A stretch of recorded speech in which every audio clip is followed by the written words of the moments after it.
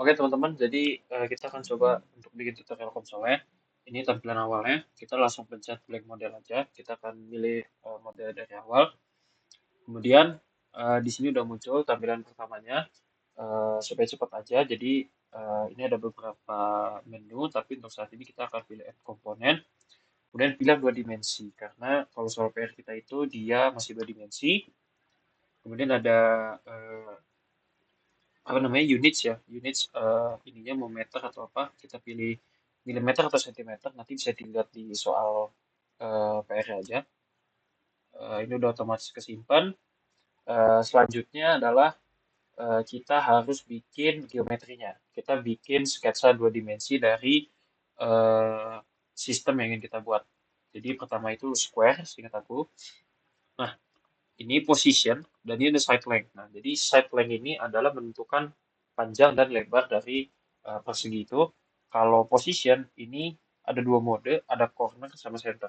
Kalau corner, misal artinya 0, karena kalau ada maksud corner 0,0, berarti perseginya akan dimulai dari titik X sama dengan 0 dan Y sama dengan 0. Contoh nih, contoh. Set, dia akan dimulai dari titik X 0 dan Y sama dengan 0. Kalau Y-nya aku ganti satu, bisa dicetak ini, dia akan dimulai dari titik X sama dengan 0 dan Y sama dengan 1. Nah, biar enak kita pakai center aja. Side length-nya misal 10, anggap 5, centernya di 0,0, nanti bentuknya akan begini. Nah, akan kurang lebih seperti ini. 2,5 ke kanan kiri dan 2,5 ke kanan atas. Lanjut, kita bikin persegi panjangnya. Ini pakai solid juga. Sebenarnya ada curve ya, cuman jujur aku nggak ngerti ini apa dan belum pernah coba. Jadi kita pakai solid dulu. Oh, di soal PR itu kalau nggak salah X-nya either di 1 atau 1,5 sampai 0, width-nya mungkin 1 dan height-nya mungkin 3. Tapi nanti dilihat aja di soal masing-masing. Oh oke, sorry. Ini harusnya center. Nah, nanti jadi begini. Kemudian kita bikin rectangle kedua. Ini tadi berapa ya? 3. Dan ininya min 1,5. Pokoknya pakai titik teman-teman. Dan jangan lupa pencet build selected. Karena nanti kalau nggak gitu nggak muncul. Nah, kan. Jangan lupa ganti center juga. Build selected. Oke. Kurang lebih nanti begini bentukan awalnya. Tapi kayaknya masih ada satu lagi. Itu persegi besar. Side length-nya mungkin aku bikin 10. Tapi lagi-lagi nanti ini disesuaikan aja ya. Sama PR-nya.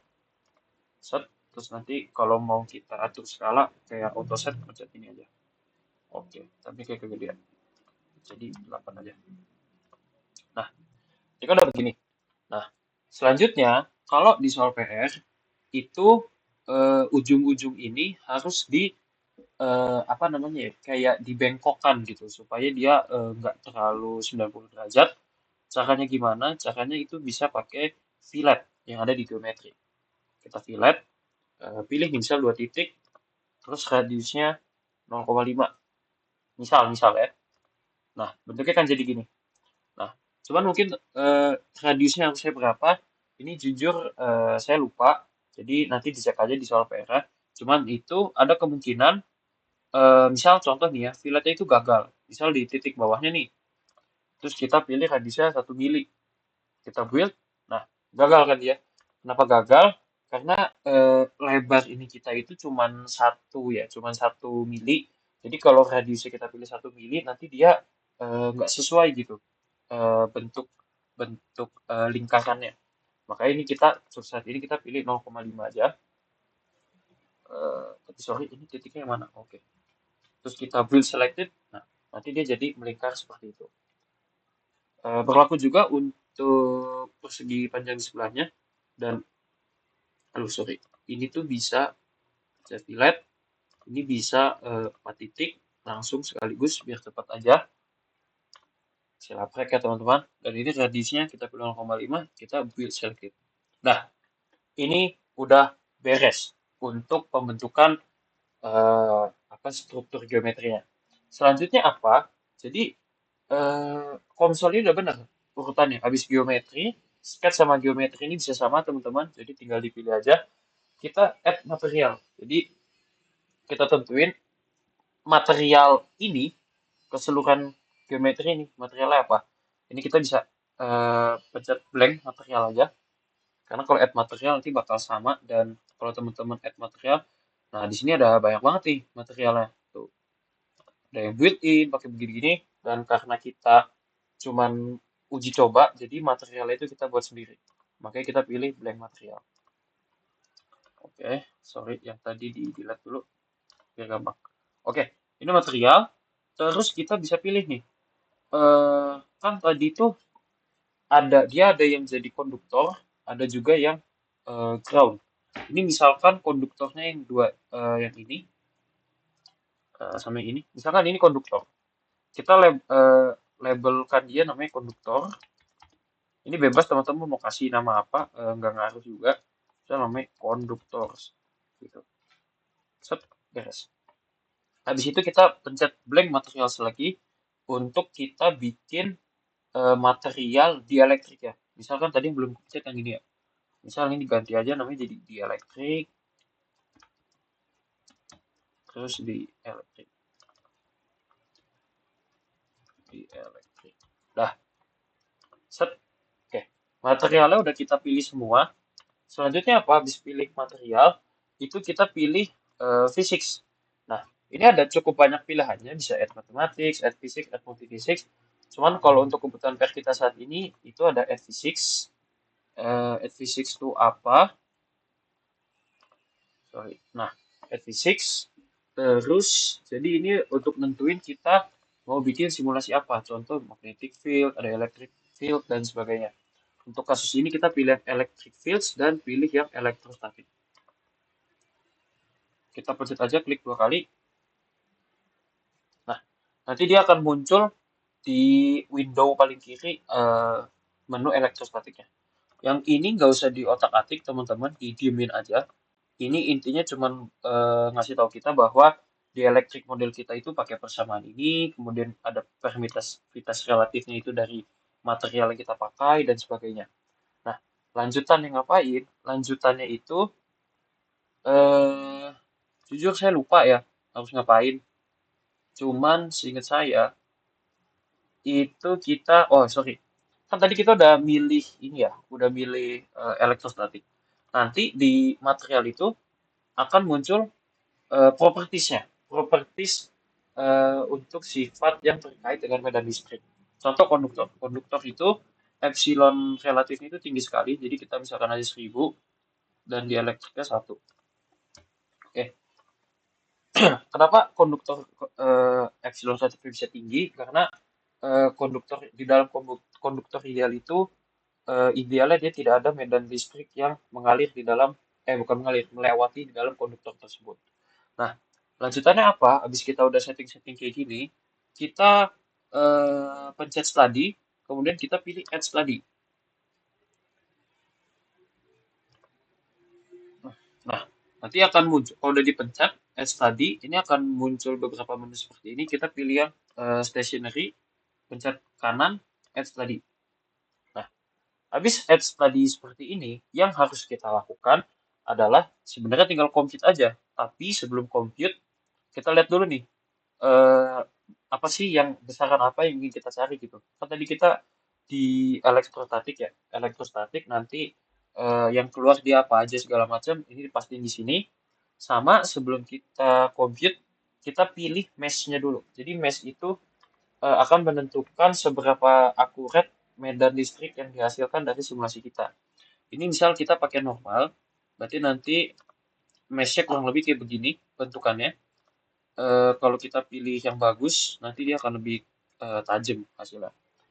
Saran aku setidaknya pakai yang finer, karena ini bentukannya masih sangat sederhana, jadi harusnya setiap komputer masih bisa pakai yang finer atau fine setidaknya.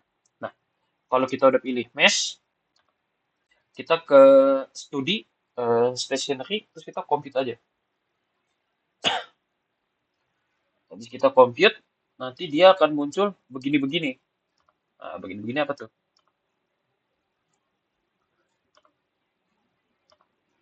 Oke. Nah,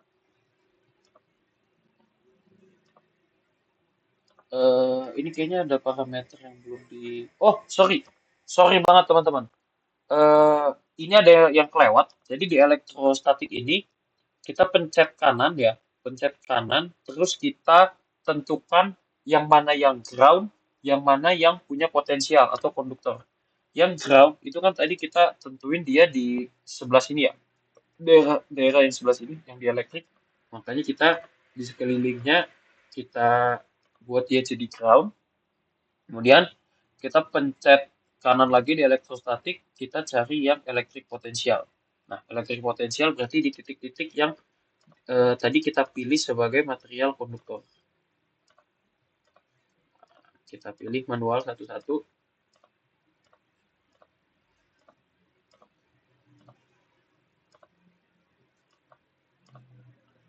Sip. Misal kita bikin aja tegangannya 10 volt. Ini tegangan, misalkan tegangan ini nanti akan dijelaskan di soal PR-nya. Terus juga bagian mana yang jadi ground atau yang punya potensial itu juga ada di soal PR-nya. Nah, kalau kita udah setting seperti ini, mesh-nya udah kita atur, baru harusnya kita lakukan compute di bagian tadi. Kita compute lagi, maka nanti hasilnya harusnya, nah, jadi seperti ini. Nah, yang patut diperhatikan juga, ini datanya ada electric potensial sama electric field norm. Electric field norm ini adalah eh, medan listrik ya. Jadi medan listrik, kalau electric potensial ya potensial aja. Nah, cuman eh, kata Bang Dani kemarin, kalau bisa skalanya itu diganti jadi kilovolt per meter. Caranya gimana? Kita tinggal edit aja ininya, otomatis dia bisa ngebaca sendiri. Nah, hasilnya nanti kurang lebih bakal begini. Nah, ini kelihatan ya di dalam masih ada medan-medan kecil sih. Cuman ya udah itu kan nanti tinggal atur di bagian-bagian sini aja. Mungkin kalau bisa dicoba. Udah. Terus kita add tadi lagi, kita compute. Bentukannya bakal begini. Nah, dari sini kelihatan. Nah, sama ini kita juga bisa untuk ganti satuan. Misal nih, electric potential surface-nya pengen kita ganti. Kita nggak pengen ngukur tegangan. Ini kita tinggal pencet yang ini aja. Nah, itu berarti ini nanti dia sentimeter per meter, sorry, kolom per meter persegi. Ini satuan apa? Aku nggak tahu. Ini juga ada volt per meter. Nah, volt per meter itu berarti electric field norm dan sebagainya. Nanti udah tinggal dicek aja, dicoba-coba aja sendiri. Paling ini sih yang paling penting kalian bisa sampai dapetin data data electric field norm sama tegangan ya potensialnya ini. Nanti ini udah tinggal disesuaikan aja. Ini untuk satuannya juga bisa dipilih sendiri. Misal mau balik lagi ke voltmeter terus kita plotkan lagi, ya udah jadinya juga begini. Nah, terus apalagi yang bisa kita explore? Jujur agak lupa ya, tapi kalau nggak salah di sini kita bisa bikin dua dimensi plot group lagi gitu. Terus nanti misal dibikin kontur gitu, misal kontur pakai yang S6 ini. Nah, ini kan kelihatan ya? Tuh, misal ini volt per meter. Berarti distribusi medannya tuh kayak begini. Terus bisa dilihat juga tuh ujung-ujungnya seperti apa. Ini bisa juga pakai kontur. Terus bisa juga apa ya? Ini apa ya? Jujur agak lupa sih. Tapi secara garis besar keseluruhannya kayak gitu. Seingat aku tuh kita tuh pakainya cuman dua dimensi aja, dua dimensi sama tiga dimensi nggak ada, cuman dua dimensi aja sih, seingatku. Nanti tinggal di add aja, misal kita pengen bikin waktu itu tuh apa ya, agak lupa ya. Table surface, histogram, enggak sih. Kayaknya line plot tuh ada. Apa point plot ya? Kayak point plot deh, misal maximin point di Medan. Nah, jadi ini titik maksimumnya medannya itu ada di titik ini gitu. Itu nanti di-explore aja, cuman intinya untuk bikin geometrinya, terus add material, add study-nya, itu udah dijelasin pakai langkah-langkah yang tadi. Semoga videonya nggak kecepatan. Mohon maaf kalau kecepatan, soalnya masih harus simulasi buat praktikum yang lain. Semangat, guys.